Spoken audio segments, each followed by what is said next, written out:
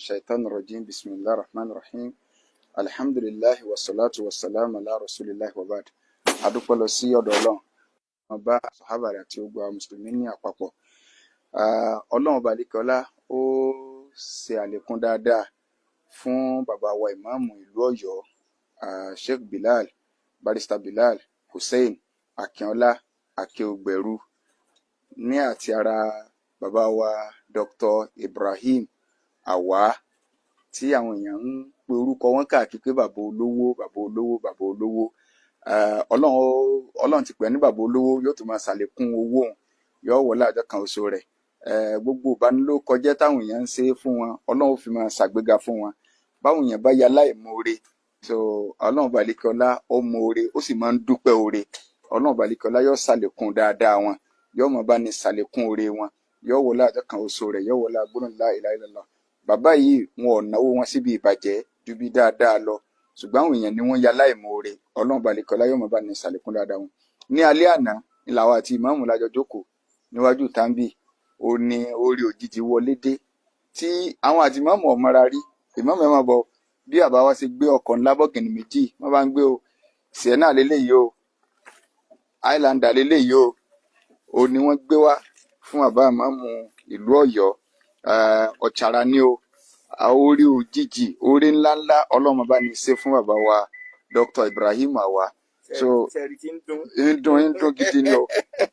Àwọn ọmọ ẹ lọ wọlé wájú ẹ jẹ́ ká kọ́kọ́ kásítàtì ẹ̀ káwọn yóò lè bá mọ̀ pé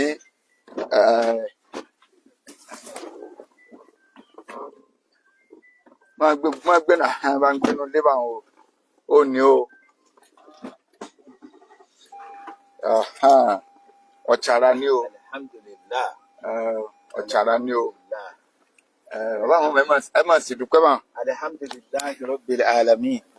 Alhamdulillahi rabbil alamin. Alhamdulillahi rabbil alamin.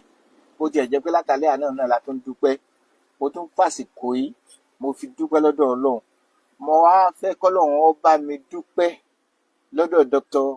Ibrahim Awa tí Ọlọ́run ní tó kọ sí wọn lẹ́mìí pé kí wọ́n ṣe adúrú oore tó dáa tó báyìí fún mi, fún mùsùlùmí, fún umma, fún ilẹ̀ Ọ̀yọ́, fún ilẹ̀ Yorùbá. Wọ́n kà mí yẹ, wọ́n dá mi sàlẹ́sà látàrí oore tọ́lọ́run ṣe fún wọn. Ọlọ́run dákun, gbogbo ibi tálámọ̀ rí wọ́n dé, Ọlọ́run jẹ́ ọmọ lékún ní dáadáa. Gbogbo èròǹgbà àwọn pátá, Ọlọ́run máa ṣàlékún ẹ̀ ní dáadáa. Gbogbo ohun tí ẹ bá ń fẹ́, k'Ọlọ́run máa bá wọn fẹ́. Gbogbo ohun tọ́kàn wọn bá kọ̀, k'Ọlọ́run máa bá wọn kọ̀. Ọlá àjọ kan ṣoṣo Ọlọ́run, kí ẹ má rí pé níjà nínú kankan nínú gbogbo ohun tọ́lọ́run ṣe fún ẹni tí ní àti tí ní. Ẹni bá wá dúró tó bá ló kù bí tí wọ́n gbà, àfọwọ́ntọ̀ léwọ Ọlọ́run lọ o. Bó o ṣe díìlì pẹ̀lú Firaun, tó díìlì pẹ̀lú Namrud, tó díìlì pẹ̀lú gbogbo àwọn ọ̀tá àwọ Ọlọ́run ni o ṣe díìlì pẹ̀lú ẹni náà. Torí èyàn ò lè máa ṣe dáadáa tó báyìí kẹ́nìkan wá sọ pé ibi tó ń tọ̀ wọ́n gbà níwájú Ọlọ́run, àjẹpọ̀ ohun tó ń pè ní ogun láàrin Ọlọ́run. Tó bá ní tí ó fi bọ́lọ́run jà, alhamdulilayi kó gbọ́n sàn. Àwọn Ọlọ́run mo dúpẹ́ o, Ọlọ́run bá ṣe àlékún ẹ̀san rí fún Dr. Ibrahim Awa àti ìyàwó wọn Alájà Rasheedat Manara. Kọ́lọ́ máa ṣe dáadáa fún àwọn méjèèjì. Ọlá àjọ kan sọ ọlá àti tóbi Ọlọ́run. Ọlá la hawla wala quwwata illa billah. Inna a'tayna bismillahir rahmanir rahim. Inna a'tayna kal-kawthar fasalli rabbika wanhar inna shani'aka huwal abtar. Ǹjẹ́ ẹ rí Dr. Ibrahim Awa rí? Rí wọn rí. Kódà I cannot even recognize him, even his picture. Mi ì rí picture wọn gan rí. I don't.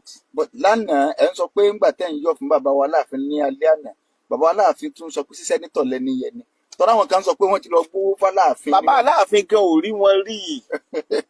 Bàbá Aláàfin gan ò rí wọn rí. Ní ọ̀hán mọ sẹ́rí gbogbo ṣé àwọn tẹ́sẹ̀ sáàmù fún yín wọ́n gbowó, ṣé Aláàfin wa gbowó fún náà ní ẹbí ni wọ́n mú ṣé ẹ má Aláàfin rí tẹ́lẹ̀. Kódà mi ì dáàfẹ́ rí. Ní ọjọ́ t'Aláàfin ní kí n wá, wọ́n ṣẹ̀ṣẹ̀ júwe pé tẹ́ ẹ bá dówó dé o, ẹ gbé ẹ páàkì mọ́tò yín o, kẹ́ ẹ wá gbọ́kadà kẹ́ ẹ sọ pé ẹ ń lọ bọ́rọ́bọ́rọ́. Ìdé àfin rí. Títóbi Ọlọ́run mo fi ṣẹ̀rí. Until the Kábíyèsí calls me himself. So Kábíyèsí doesn't know me from anywhere. So ta ló wá gbó fún Kábíyèsí tó ní wọ́n mú mi torí Ọlọ́run. kọ́lọ́ bá ṣàlékún oore ọlọ́run fún kábíyèsí náà His Imperial Majesty ọba ẹja Abdulhakeem wọnú kejì náà ọmọ rò Ọwọ́adé. kì í sòkú ọkọ ọmọ fún wa o jẹlẹ ọmọ ṣiṣẹ́ lọ bá wọn ọmọ ṣiṣẹ́ lọ bá wọn. Alhamdulilayi Rabbil Alamin. Ọlọ́run ó ṣeun o. Mọ́tò kejì la fẹ́ wọ̀ yìí o. kì í sòkú kọ ní ẹgbẹ́ wa o. Ẹlẹ́ẹ̀kejì la fẹ́ wọ̀ yìí o. Mọ́tò kejì la fẹ́ wọ̀ yìí o. Alhamdulilayi Rabbil Alamin. Mọ́tò kejì la fẹ́ wọ̀ yìí o, ẹ bẹ́ẹ̀ rí. kì í sòkú kọ ní o. Tíùm lẹ́ẹ̀kan ni. Ọlọ́run dákun. ọwọ́ kan ni o. Bá mi ṣe dáadáa fún àáfàá náà. Bá mi ṣe dáadáa fún bàbá náà. Ọlọ́run máa ṣe ọlá pé àdéhùn Ọlọ́run tó ṣe ni pé gbogbo ẹni ó bá ṣe dáadáa òun máa ṣàlékún dáadáa fún. Ọlá pé àdéhùn Ọlọ́run tó ṣe ni pé al-jazā'u al-ihsānu illā al-ihsān. So it's an established principle of God pé gbogbo ẹni ó bá ṣe dáadáa láyé dáadáa ni ó máa rí. Ọlọ́run dápá mọ́ bá ṣàlékún dáadáa fún bàbá náà àti ìyàwó wọn àti gbogbo àwọn olólùfẹ́ wọn. bàbá àmọ́ wọn ní àwọn bandit ni bàbá yẹn fowó sponsor sí bandit lẹ́yìn náà. Ṣẹ̀ṣẹ̀ rí àhàtò ìwọ náà sí bandit lẹ́yìn náà báyìí. ìmáàmù ò tún gbọ́dọ̀ sọ̀rọ̀ burúkú jáde lẹ́nu ni ìjọ fẹ́ jáde lẹ́nu mi ó ṣe ìbá ṣe pé Ọlọ́run bá ti ka àkọọ́lẹ̀ orí ibú fún yẹn láyé ní ò rí ẹni ire tí ó pèlè yẹn bú gbogbo ẹni ó bá ti rí ẹni ire tó bá ti pèlè yẹn bú kẹ́ ẹ ti mọ̀ pé ibi tí ó sọ̀kalẹ̀ sínú gbogbo ẹni ó bá ti wá rí yẹn bú tó pèlè ẹni ire òun náà sọ̀kalẹ̀ sí bẹ́ẹ̀ so bí ìfẹ́ sọ́jú bá ń lọ because I have to be very economical with my words now. àfààní ọlọ́ọ̀bẹ lọ bàbá wa Dr. Ibrahim Awa Ọlọ́run ti dá yín lọ́lá Ọlọ́run má jẹ́ kí náírà kú gbà má jẹ́ kí dọ́là kú gbà má jẹ́ kí gbogbo ra owó kú gbà ká ọ̀rọ̀ rẹ̀ wá dàrú Ọlọ́run má jẹ́ ó ṣẹlẹ̀ gbogbo èpè táwọn ọ̀tá ń sẹ́ orí wọn ni kó máa lọ wàrádà Allahu alladhina kafaru bi ghayzihim lam yanalu khayran wa kafa Allahu al-mu'minina al-qitala wa kana Allahu qawiyyan aziza bẹ́ẹ̀ ni kọ́lọ́ ọba àlekọ́lá kó máa bá ní pè fún yín wọ́n ń pè yín bàbá olówó àgbáyé kì í tún sí South Africa tún bàbá olówó àgbáyé orí ń tẹ́ ẹ ṣe yìí torí pé àjókòó láwọn ará ń sọ̀rọ̀ lálẹ́ àná ó ní ẹni tó pè ní pé ẹjọ́ ń bolẹ̀ wà wọ́n rán wọn sí yín wọ́n yẹ fún yín ní ìkẹ́kẹ́ àtúntúwèé ebi jẹ́ ní ẹ̀dá kó kí ni kọ́ ní o tí wọ́n ní àwọn Central Mosque ọ̀dà ẹnìkan tí ń bá wọn bọ̀ àfi bá a ṣe rí nǹkan bọ̀gìnì ńláńlá méjì ọlọ́ọ̀bà àlekọ́lá oore òjijì ọlọ́ọ̀bà àlekọ́lá yóò mọ̀ bá ní ṣe fún yín o yóò wọlé abẹ́kan oṣù rẹ̀ yóò wọlé gbólóhùn la ilaha illallah gbogbo àwọn aládùútì dáadáa náà tí wọ́n dúró ti bàbá wa Imam bàbá wa Dàúdù igi ogun ọlọ́mọjọ́rọ̀ wọn dàrú bàbá wa Ìmáàmù Ògbómọ̀ṣọ́ ẹni tí ọba mọ̀ 5 and 6 ní àbá Ìmáàmù Ògbómọ̀ṣọ́ àti bàbá Ìmáàmù Ọ̀yọ́ so kò sí ọ̀rọ̀ kankan lórí ẹ o so Ọlọ́run mọ̀jọ̀rọ̀ bàbá Ìmáàmù Ògbómọ̀ṣọ́ mọ̀jọ̀ dàrú wọlé àdẹ́kan sọ Ọlọ́run wọlé agbólóhùn la ilaha illallah oore ẹni tọ́lọ́ tó wá lò sábàbí rẹ̀ òun náà ni bàbá Aláàfin tí wọn ò bá tẹ̀lé ọ̀nà tó dáa níta kọ́mítì sọ̀mìtì torí kì í sọ̀rọ̀ owó ìbámu òlò lọ́dún kó wọ́n fún yàn. ẹjọ́ bá bọ̀ mí gẹ́ mọ̀ pé ìlówó lọ́wọ́ Aláàfin bàbá Aláàfin ọmọ wọn ṣùgbọ́n wàláhì àwa mọ bàbá wa Imam kílè yóò máa jẹ́ ẹ̀kọ́ fún wa mo lè sọ̀rọ̀ bàbá Imam dáadáa tọ́ra àjọ ń gbé ni bàbá wa Imam wọn ò ní nǹkankan wọn ò lóògùn wàláhì dàzí ju wípé ìṣẹ̀mí wọn wọn jókòó wa wọn máa ka Kùránì gbogbo gbàtọ́rọ̀ yìí wà lẹ̀ tí Ọlọ́run ni wọ́n ń bẹ̀ àwọn kan ń sáré oògùn àwọn kan ń sáré igbá àwọn kan ń sáré Ọlọ́run wá gbàdúrà Ọ̀yọ́ tán pátápátá yìí pé ẹni tí màá mú ní màámù ẹni tó jẹ́ pé gbogbo ayé ẹni tó bá súnmọ́ bá màámù wọ́n mọ̀ yìí pé wáàsí kí wọ́n sọ̀rọ̀ ìmọ̀ Ọlọ́run lọ́kan kí wọ́n ra tẹ́sítẹ̀ láì ní wà láàánú láì léèbú láì ní kẹ̀kẹ́ kí wọ́n ṣe wáàsí títí wọn kò sí lẹ́ni kẹ̀kẹ́ jọ Ọlọ́run lọ Ọlọ́run ni wọ́n kọ́ làmọ́ Ọlọ́run wà òkà ọmọ yẹn òòlò ní kẹ̀kẹ́ ṣùgbọ́n mẹ̀mí Ọlọ́run ògùn so wọ́n wá kàlámọ̀rí wọn lọ́lọ́run lọ́wọ́ Ọlọ́run wá kù sí bàbá wa Aláàfin létí bàbá Aláàfin sọ ni o pé ẹ̀dá Ọlọ́run kẹ̀kẹ́ kọ́ Ọlọ́run ló kù sáwọn létí wọ́n mọ̀ mẹ́kàn fáàmù ẹ̀ pé Ọlọ́run ló kù sáwọn létí ẹjẹ́ǹtì Ọlọ́run làwọn lórí ọ̀rọ̀ yìí pé Ọlọ́run kẹ́kọ̀ọ́ sáwọn létí kò yá wọn náà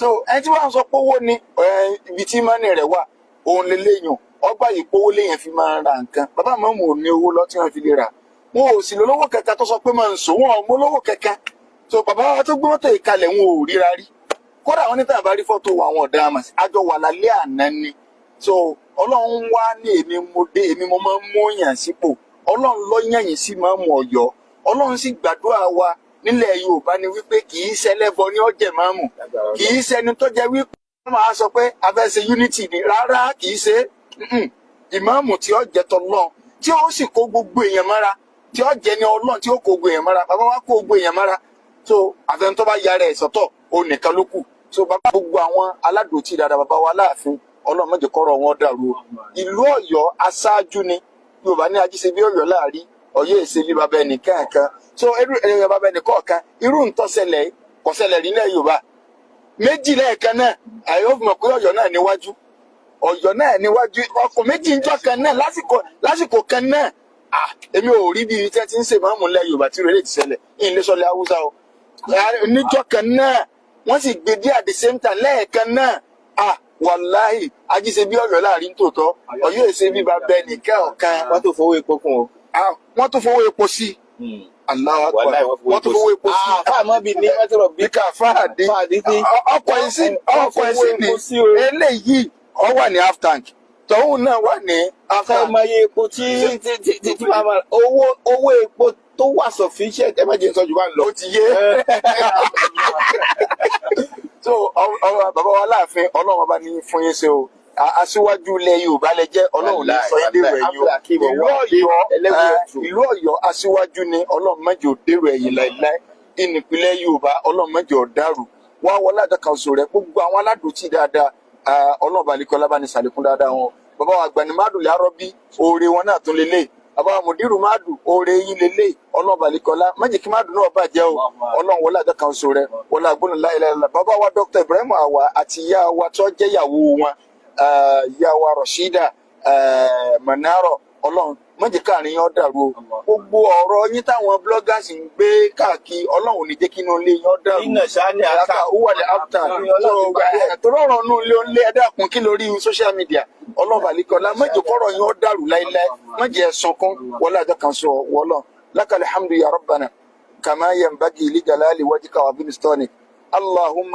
إنا نسألك بأني أشهد أنك أنت الله لا إله إلا أنت الأحد الصمد الذي لم يلد ولم يولد ولم يكن له كفوا أحد وصلى الله على سيدنا محمد وعلى آله وصحبه وسلم تسليما كثيرا سبحان ربك رب العزة عما يصفون وسلام على المرسلين والحمد لله. fún Alhaji Àwà Ibrahim ẹ máa bá mi sọ pé ní ìmọ̀tòkùn da iman ودولتكم سرمدا نعمتكم دائما ودولتكم سرمدا. السلام عليكم ورحمة الله. sáńgbọ́n mọ́tò méjèèjì kún ó rí i pé ọ̀chara ni o.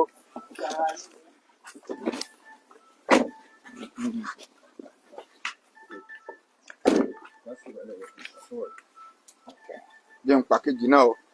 السلام عليكم ورحمة الله. ẹ má bínú nítorí Ọlọ́run I was on phone for over an hour ìní mo ti rí kọ́ ní látẹ̀ẹ̀kan ẹ dákun torí tọ́lọ́ ẹ má bínú ẹ má bínú ẹ má bínú sáláfojú di o oríire ní sà.